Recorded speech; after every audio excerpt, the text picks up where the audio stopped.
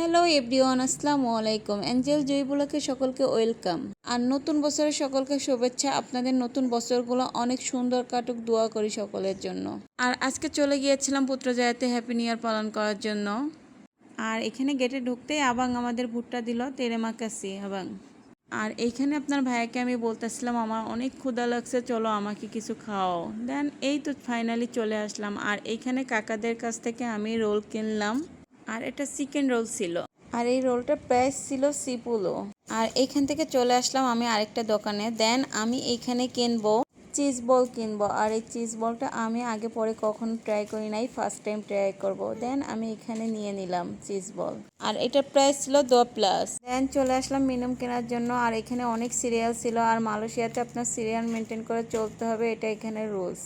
আর এখানে ম্যাঙ্গোর কালারটা আর আমার টাকার কালারটা এক ছিল। এখানে মালয়েশিয়ার ইঙ্গিত ছিল 2 পুলো।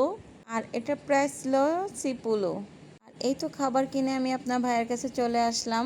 আর এই চিজ বলটা অনেক মজা ছিল।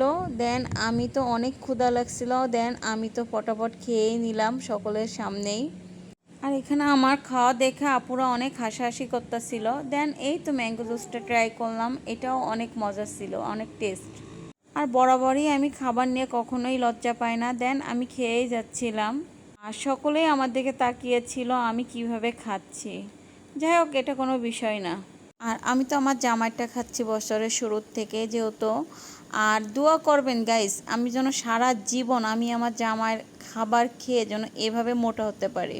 সকলে আমাদের জন্য দোয়া করবেন। হ্যাপি নিউ ইয়ার, আল্লাহ হাফেজ।